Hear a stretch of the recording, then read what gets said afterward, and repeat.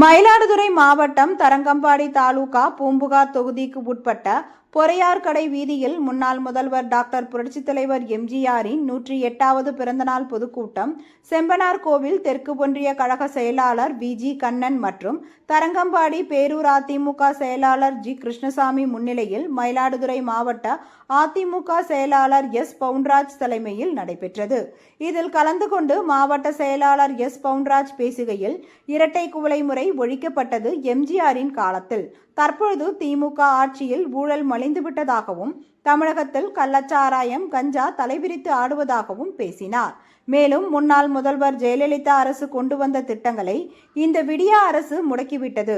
தாய்மார்களின் கஷ்டங்களை உணர்ந்து வாழ்வாதாரத்தை உயர்த்த பெண்களுக்கான தாலிக்கு தங்கம் திட்டத்தை அம்மா கொண்டு வந்தார். புரட்சி தலைவி அம்மா 7000 கோடி மதிப்பில் தாலிக்கு தங்கம் திட்டத்தை நிறைவேற்றியவர். அதைத் தொடர்ந்து 4 ஆண்டு காலம் நிறைவேற்றியவர் எடப்பாடியார் என்று புகழாரம் சூட்டினார்.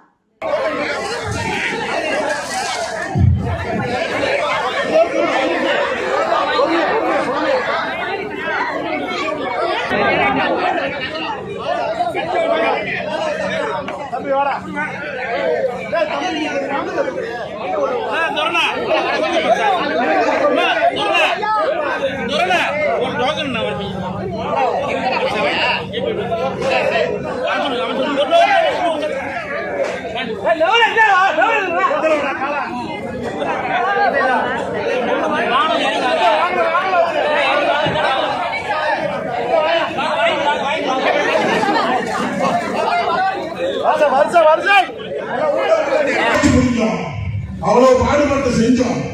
என்ன கேட்டீங்களோ செஞ்சு கொடுத்தோம். மக்களுக்கு பொய்வில்லாத ஆட்சி நடத்தணும். எல்லாம் ஒரு உதவிகளை செய்து கொடுத்தோம். தேர்தலில் நாங்கள் அறிவிச்சதை எல்லாத்தையும் கொடுத்தோம்.